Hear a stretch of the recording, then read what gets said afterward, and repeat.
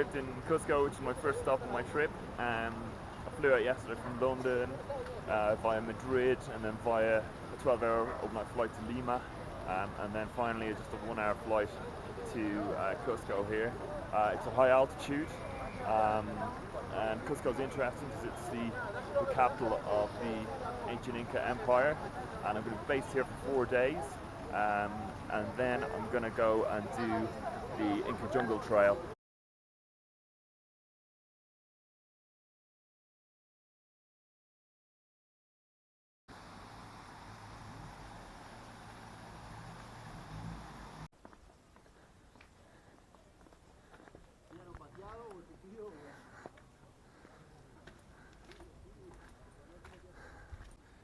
The first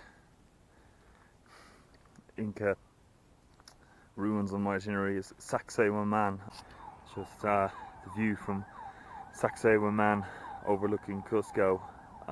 Sacsayhuaman was designed to resemble a puma's head, its jagged walls representing its teeth.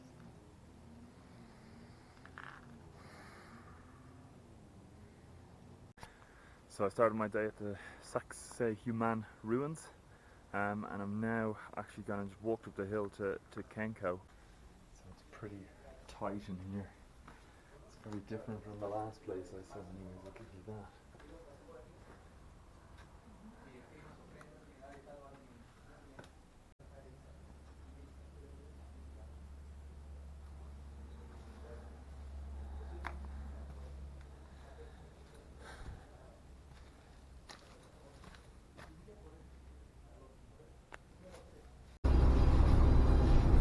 Third of the ruins, Pucara, and in order to get here from the second one, I managed to get the local bus.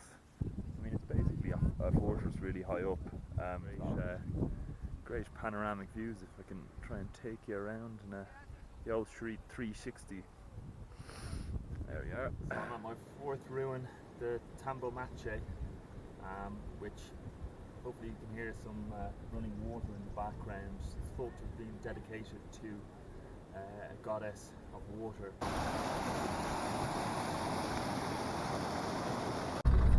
I'm on the way back to Cusco. I've washed, showered, shaven, had a massage, and now I'm going to go to La Feria to try some cuy. Delicious. It's just like pork. I give it a solid 6 out of 10. It had like a good taste of chicken and the crackling of the pork, but it was a bit bony in the end. There was a lot of bones I had to sift through, so yeah, 6 out of 10.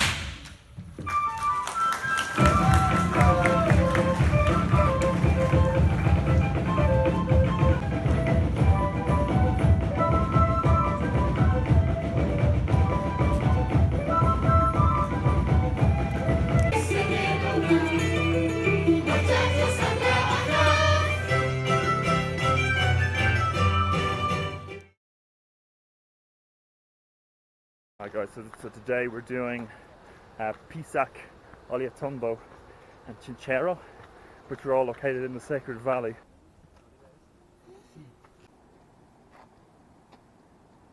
Here we are at Pisac, and this is actually reportedly to be bigger than Machu Picchu was.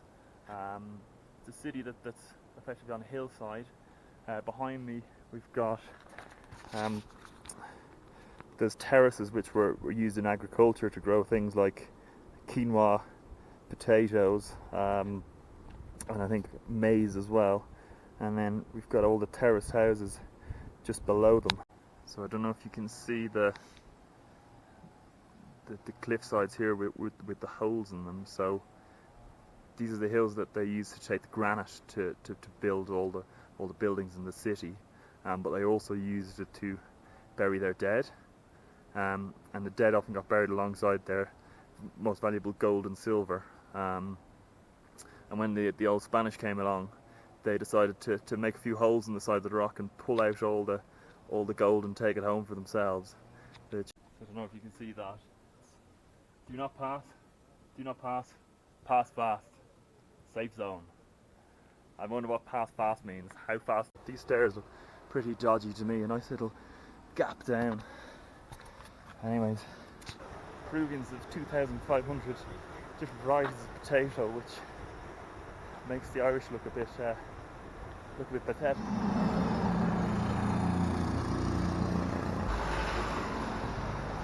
So we've just had lunch. Funny thing being that as opposed to the rest of the bus tour, I was dropped off in a completely different lunch place to everyone else based on whatever I booked with my tour operator. Every time I go up to the buffet, the waiters are furiously swiping the flies off the food with their towels. So yeah, that's been interesting. I've stayed away from the salad, so yeah, just keep on the hot food. But needless to say, the views are pretty nice outside, and it's actually quite cool inside otherwise.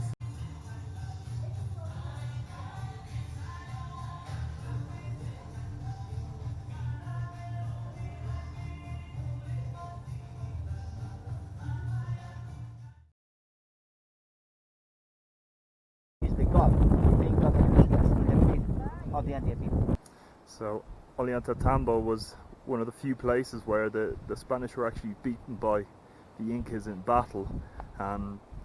The Incas obviously were hurling loads of shite down from them from up high, and the Spanish were coming up on their horses, and the Inca emperor at the time, he channeled a load of shite and mud down into their way, and they all got bogged down, so they had to scatter off back down the valley, tail between the legs, and the Inca lads were just chasing after them, fucking giving them a kick up the arse on the way back. So it's pretty rare, because the old Spanish were generally pretty crafty with their swords and shields and armour and stuff, and they were the lads who generally won, but it's good to give the Incas the old W.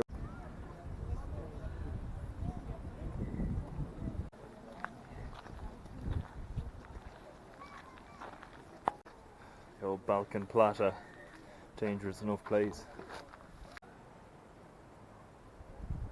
So they're surrounded by some massive slabs of rock here. The big question is as to how they got them from the quarries which is located on that side of the mountain all the way over there, all the way up this about 7 kilometers, all the way here, and stick it right on top of here, which is the temple of the sun god. So these big slabs of concrete are kind of just like Lego, the way they seem to just slot in. By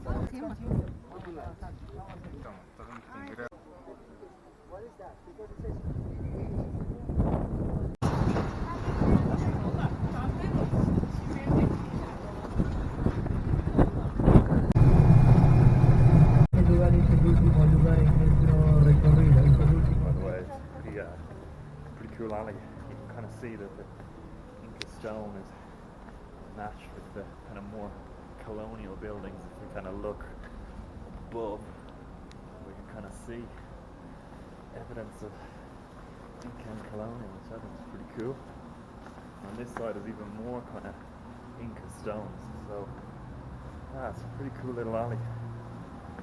I kind of go this way because there's a guy in a restaurant that's trying to coax me in every night, but he's so desperate for it that the food mustn't be that great if he's that desperate to get me in, so I sneak down this alley to avoid him. Yeah. And a restaurant in the main square, and I've ordered some alpaca and I'm gonna wash it down with some Inca Cola, which personally I'm not much of a fan of, but I think it tastes a bit like TK lemonade, kind of red lemonade in Ireland, but when it does this. It's a great sound setup, playing some Peruvian pipe covers of all the modern classics. The condor pecking away at a bull. What did he ever do?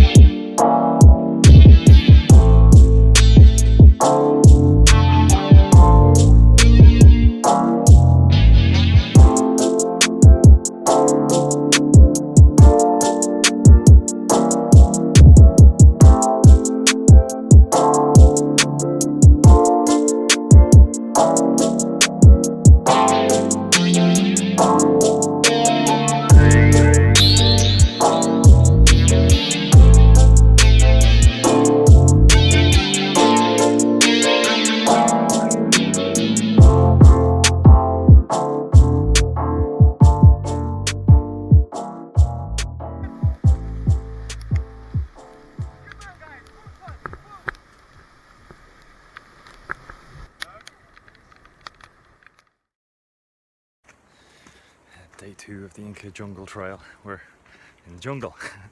Just been shown some coffee trees which are all around us. Coffee trees, coffee plants. Geez, I didn't learn much when I was what I was being told, but I've got some coffee beans in my hands. How are you keeping? That's crack. So we're at a monkey coffee house. Oh, he's just gone and run off of me. At the top of the mountain.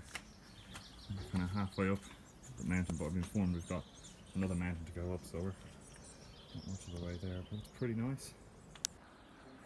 Look at that massive thing of chocolate. Ah. She likes you. Just chilling on me.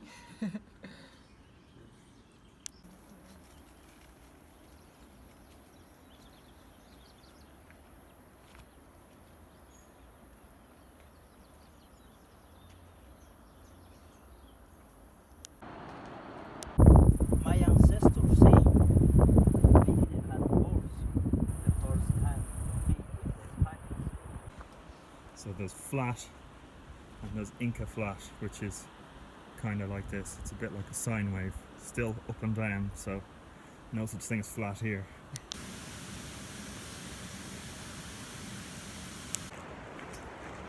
So in February, which is the peak of rainy season, they say "Este loco" to describe the season, which is crazy. And then in March, April, they say "Estoy borracho," which means drunk. And it's currently kind of drizzle, but it's quite nice because it's quite humid and tropical in the jungle. So as opposed to the drizzle you get in the UK and Ireland, where it's kind of generally accompanied by gale force winds blowing it cold drizzle in your face, it's probably a lot nicer here.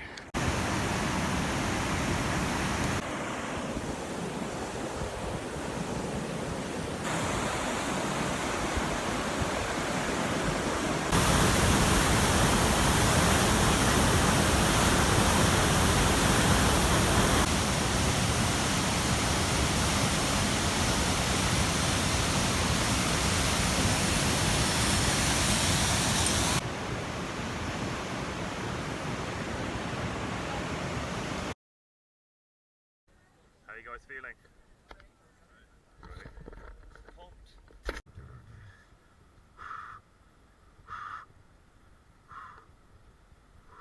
Nice view.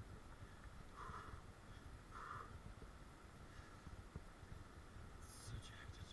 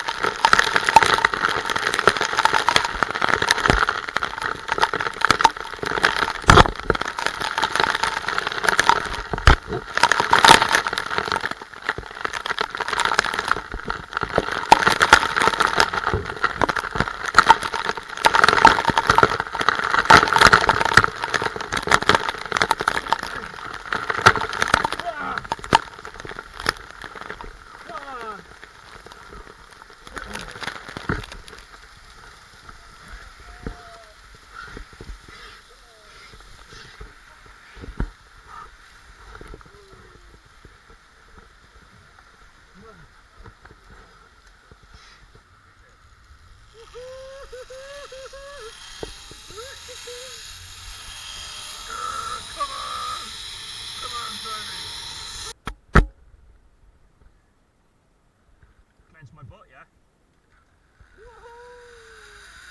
Oh my god!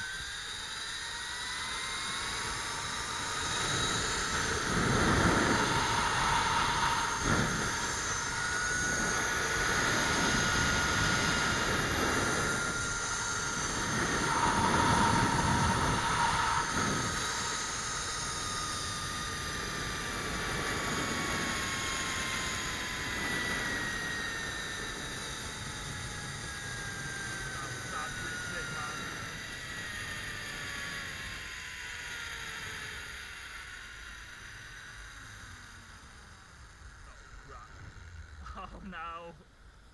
Oh no, I'm stuck. Hold this. Yeah.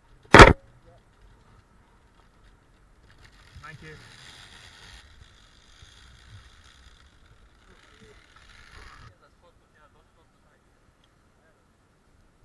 Didn't do a very good job keeping straight, so.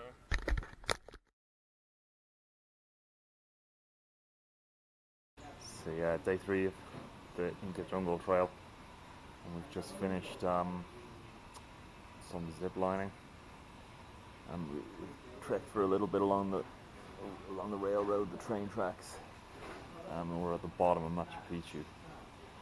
So shit's getting real now. Huayna Picchu is on the left, Cuy Picchu is just the little one to the right, and then Machu Picchu Mountain is right.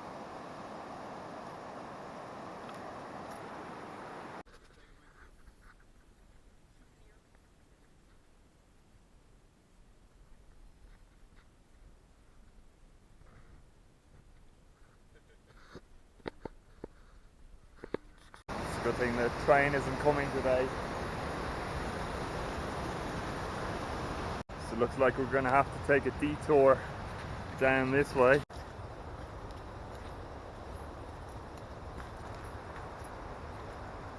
This is our bridge.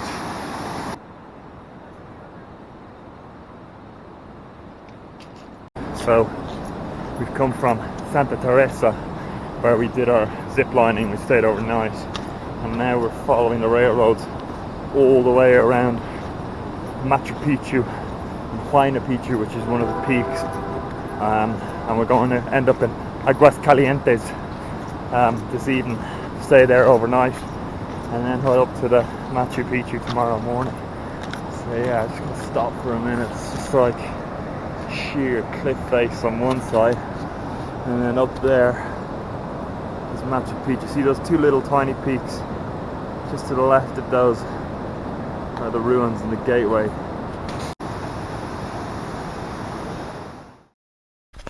3:30 in the morning. We're leaving to hit up Machu Picchu before anyone else gets there.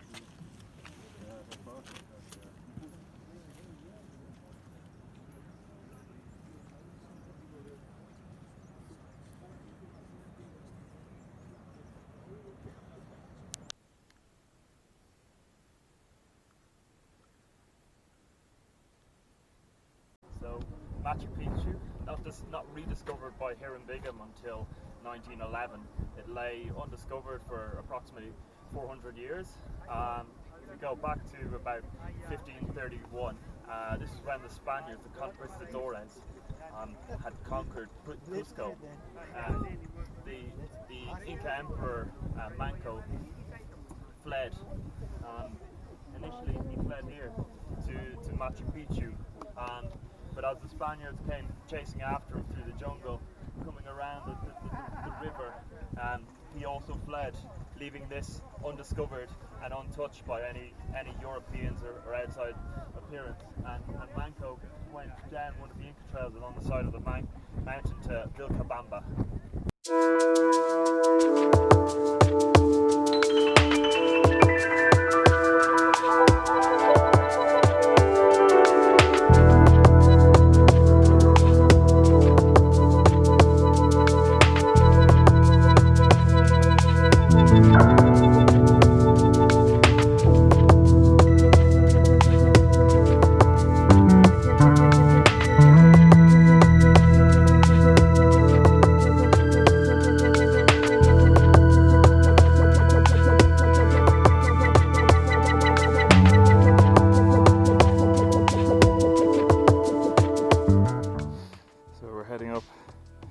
Machu Picchu mountain.